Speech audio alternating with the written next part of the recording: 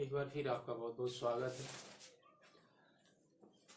चलिए, हमने आपसे कुछ कहा ये था कि हम लोग शुरू कर रहे हैं प्रवेश परीक्षा के लिए भूगोल विषय, और उसके संदर्भ में आज बहुत सारी बातें करनी है। कुछ चीज़ें आपको बताऊंगा, कुछ नई चीज़ें, कुछ चीज़ें आप जानते होंगे।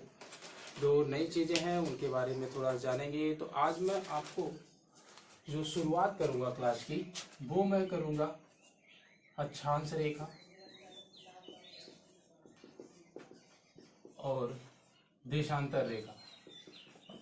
पहले ये जान लीजिए, आखिर अक्षांश और जो देशांतर रेखाएं हैं इन्हें खींचा क्यों गया है। जो भी अक्षांश है या जो भी देशांतर है उसको खींचने का क्या मतलब हुआ, क्यों खींची गई ये रेखाएं, ये जानना आपके लिए बेहद जरूरी है।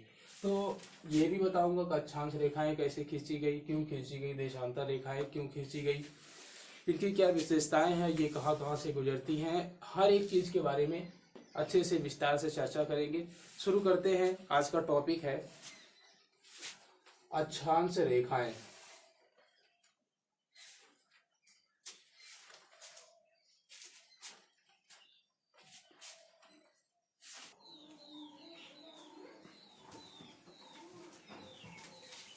तो हम चर्चा करने वाले थे अक्षांश रेखाओं की, जैसे हम इंग्लिश में कहते हैं लैटिट्यूड। देखिएगा, अक्षांश रेखाएं जो खींची गई हैं उनकी क्या क्या विशेषताएं हैं, आखिर इन्हें अक्षांश रेखाएं कहते क्यों हैं, इन सब के बारे में चर्चा करेंगे।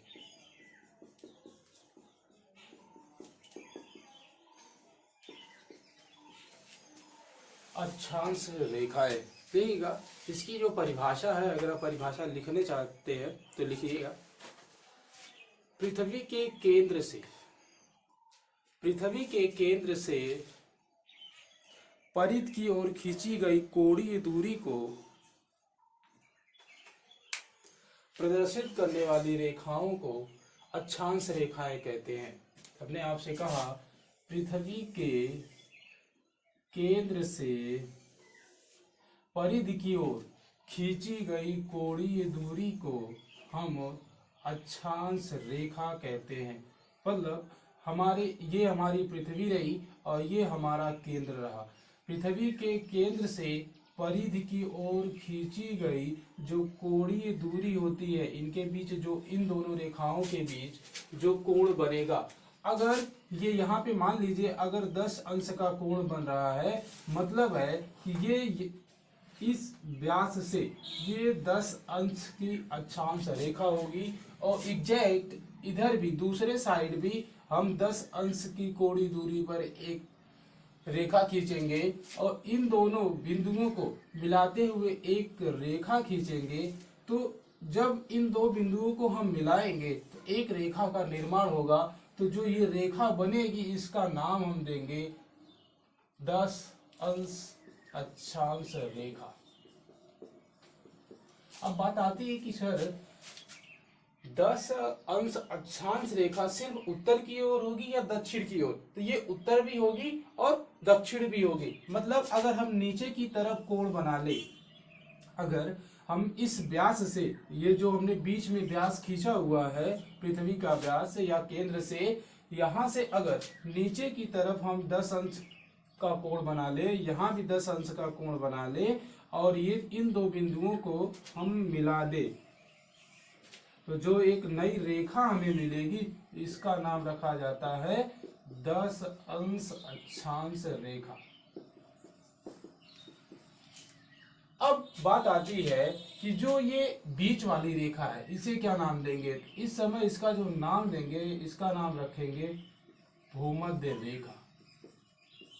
भूमध्य रेखा मतलब पृथ्वी के केंद्र से जाने वाली एक रेखा जिसका नाम है भूमध्य रेखा। अब ये जानिएगा, अगर कोई रेखा भूमध्य रेखा के ऊपर की तरफ खींची गई है तो उसे कहेंगे उत्तरी अक्षांश। उत्तरी अक्षांश रेखा, या इसी रेखा के उत्तर दिशा में जो भी देश, जो भी स्थल, जो भी समुद्र होगा वो पड़ेगा उत्तरी गोलार्ध में।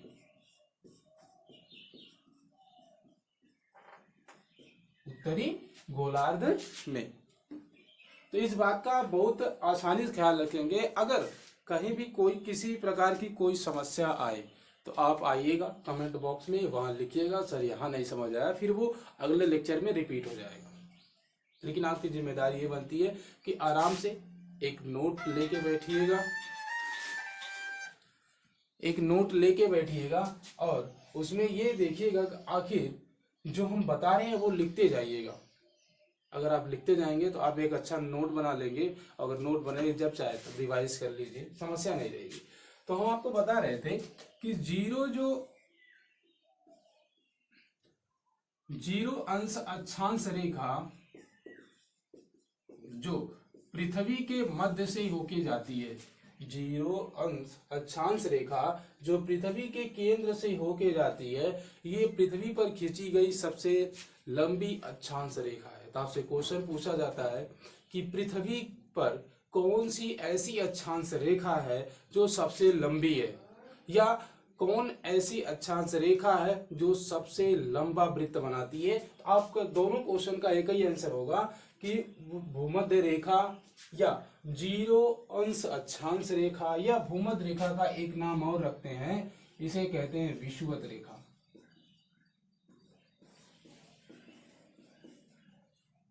इसे कहते हैं विषुवत रेखा। हमने अभी आपको बताया था कि विषुवत रेखा या भूमध्य रेखा के उत्तर की तरफ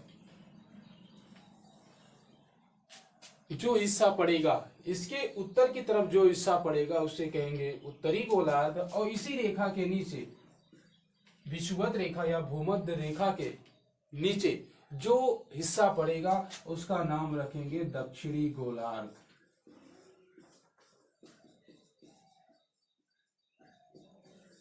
दक्षिणी गोलार्ध देखिएगा एकदम। अब आपसे अगर पूछा जाए किसी भी देश के बारे में, किसी भी देश की स्थिति के बारे में, एक चीज बताइएगा, भारत किस गोलार्ध में पड़ता है, भारत किस गोलार्ध में पड़ता है। तो आपके दिमाग में एक फैक्ट बन जाना चाहिए, एक मैप बनना चाहिए कि भारत अगर भूमध्य रेखा के उत्तर साइड है, विषुवत रेखा के उत्तर साइड है, इसका मतलब है वो उत्तरी गोलार्ध में है। अगर ऑस्ट्रेलिया की बात करी जाए और ये पूछा जाए कि ऑस्ट्रेलिया किस गोलार्ध में स्थित है, तो आप तुरंत बताएंगे कि ऑस्ट्रेलिया दक्षिणी गोलार्ध का देश है। इस प्रकार से कोई समस्या नहीं होनी चाहिए। अच्छा, इतनी बात तो आपको क्लियर हो गई होगी कि हम यहां से एक कोई कोण बनाएंगे, कोणों को बनाते एक रेखा खींचेंगे, उसका नाम रख देंगे कि वो कितने अंश की अक्षांश रेखा है। अब बात करते हैं कि पृथ्वी पे कुछ विशेष प्रकार की अक्षांश रेखाएं खींची गई हैं। पृथ्वी पर कुछ विशेष प्रकार की अक्षांश रेखाएं खींची गई हैं, उनके बारे में थोड़ी सी चर्चा करेंगे, देखेंगे। देखिएगा, ये हमारी पृथ्वी है। हमने आपको एक रेखा के बारे में बता दिया कि ये जो जीरो अंश अक्षांश रेखा है,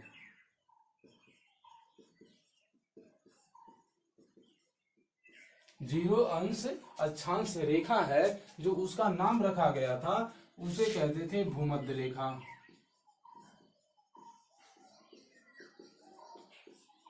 या इसे ही नाम देते हैं, भूमध्य रेखा को ही नाम देते हैं विषुवत रेखा।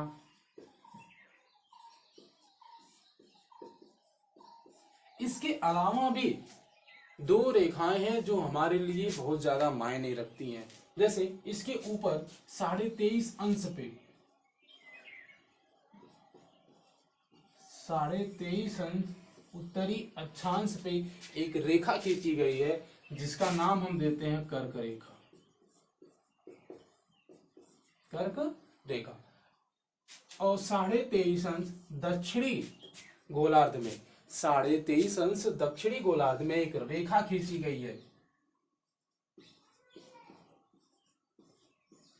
दक्षिणी गोलार्ध में एक रेखा खींची गई है जिसका नाम है मकर रेखा। मकर रेखा। तो ऊपर आपको समझ आ गया कि भूमध्य रेखा विषुवत रेखा के जो ऊपर रेखा खींची गई है उसका नाम कर्क रेखा, और भूमध्य रेखा विषुवत रेखा के नीचे जो रेखा खींची गई है उसका नाम है मकर रेखा। ठीक, अगर आपसे अक्षांश से पूछा जाए कि उत्तरी गोलार्ध में 23.5 अंश उत्तरी अक्षांश पे कौन सी रेखा खींची गई है, तो आपका आंसर होगा कर्क रेखा।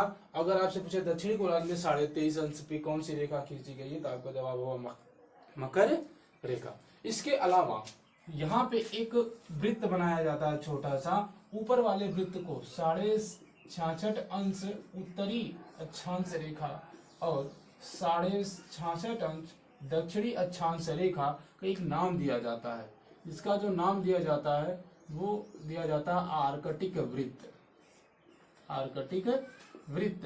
और उसके बाद जो नीचे 66.5 अंश का नाम दिया जाता है उसको कहते हैं अंटार्कटिका वृत्त। ठीक। और हमारे लिए जो सबसे ज्यादा जरूरी है वो जरूरी है कर्क रेखा, मकर रेखा और भूमध्य रेखा। इन तीनों रेखाओं के बारे में हमें पढ़ना है। देखिएगा एक चीज और जानिएगा, पृथ्वी के सबसे उत्तर में और सबसे दक्षिण में इन दोनों हिस्सों को नाम दिया जाता है उत्तरी ध्रुव, और जो यहां नाम दिया जाता है वो दिया जाता है दक्षिणी ध्रुव।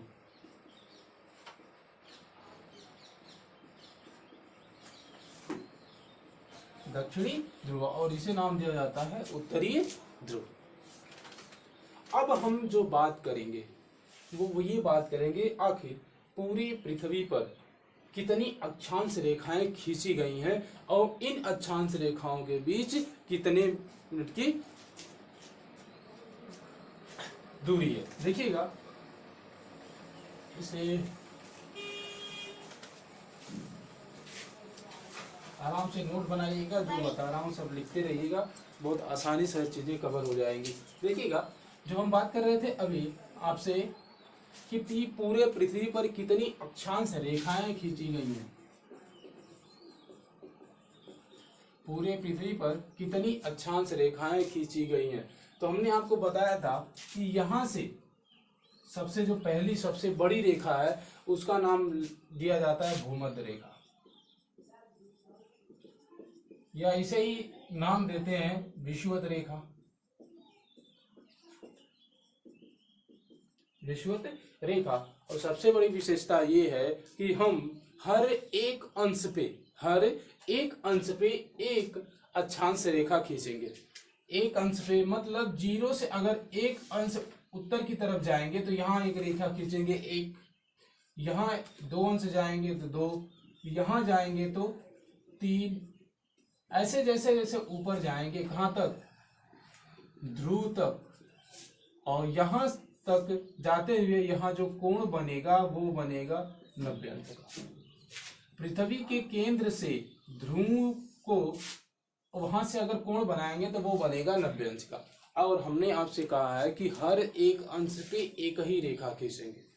अगर हर एक अंश पे एक रेखा खींचते हैं तो जाहिर सी बात है 90 अंश हमारे पास है। इसका मतलब है कि हम कितनी रेखाएं खींच पाएंगे, 90 रेखा। कितने खींच पाएंगे, 90 रेखा खींच पाएंगे, क्योंकि हमने कहा कि हम एक अंश पे एक रेखा खींचते हैं। इसका मतलब अगर है तो 90 अंश पे हम कितनी रेखाएं खींचेंगे, 90 रेखा खींचेंगे। जैसे उत्तर की तरफ वही हाल है, सीधे केंद्र से नीचे की तरफ आएंगे तो यहाँ भी कोण कितने का बनेगा, 90 अंश का कोण बनेगा। अगर 90 अंश का कोण बनेगा तो जाहिर सी बात है कि 90 अंश के कोण बनने के बाद अगर एक अंश पे एक रेखा हम खींच सकते हैं तो 90 अंश पे हम कितनी रेखाएं खींचेंगे, 90 रेखा खींचेंगे। इसका मतलब ये हो गया कि इस रेखा के उत्तर में हमें मिल रही है कुल 90 रेखा और इसके नीचे भी मिल रही हमें 90 रेखा।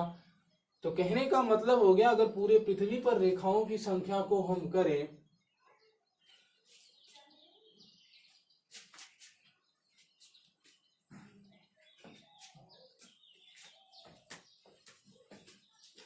अगर हम पूरी पृथ्वी पर अक्षांश रेखाओं को देखें तो हमें मिलेगा ये कि ऊपर भी 90 और नीचे भी 90। तो ये कहा जा सकता है कि अगर हम जोड़ें तो 90 ऊपर 90 नीचे, तो हमें कुल संख्या मिलेगी 180। तो क्या 180 सही है? सही नहीं है। कारण क्या है कि हम ये जीरो वाले को काउंट नहीं करते। हम अपनी काउंटिंग जैसे अगर 10 तक गिनती गिननी है तो हम जीरो को काउंट नहीं करते। हम किससे काउंट करते हैं?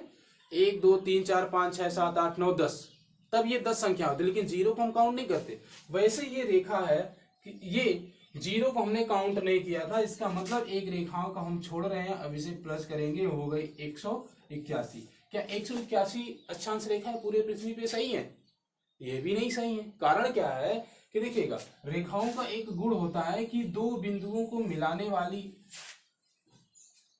जो रेखा होती है, दो बिंदुओं को बीच जो दूरी होती है उसे ही रेखा कहते हैं। मतलब कोई जैसे जैसे हम ऊपर की तरफ जाएंगे, देखिए यहाँ सबसे बड़ी, फिर जैसे जैसे ऊपर जाएंगे यहाँ अगर जैसे जैसे हम पहुंचेंगे ध्रुव की तरफ, हमारी रेखाओं की जो दूरी होगी वो धीमे धीमे कम होती जाएगी। और जैसे ही हम पहुंचेंगे ध्रुव पर, जैसे ही हम पहुंचेंगे ध्रुव पर, वैसे ही यहाँ की जो रेखा होगी, कौन सी रेखा होगी ध्रुव पे?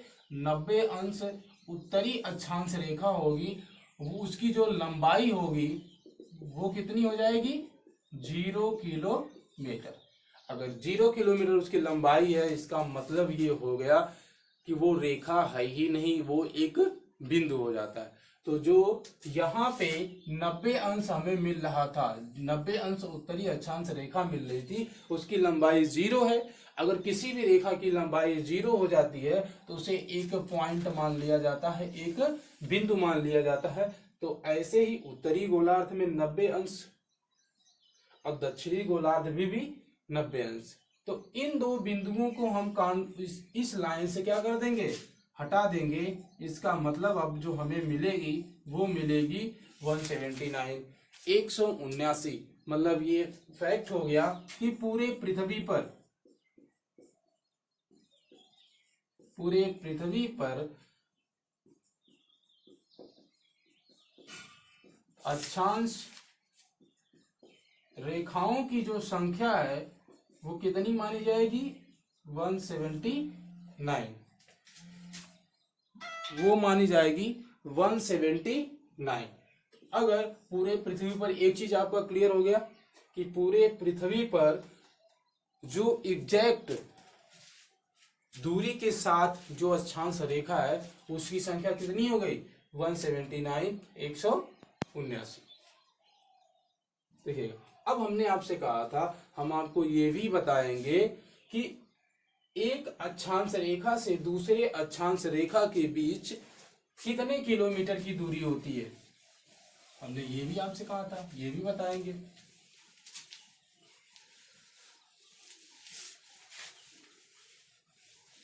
देखिएगा,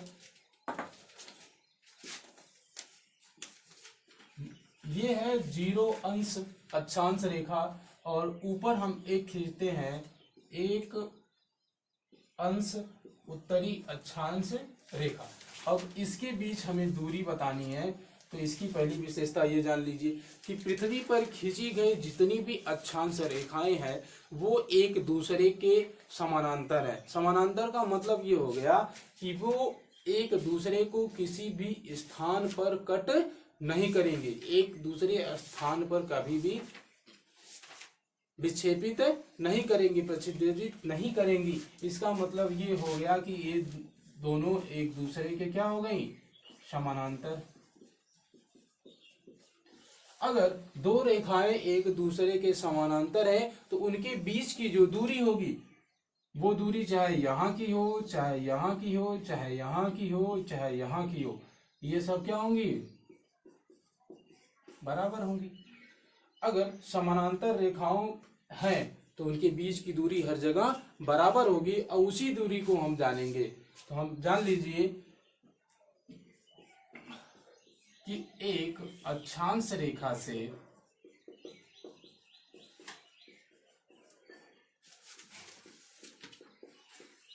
अगली अक्षांश रेखा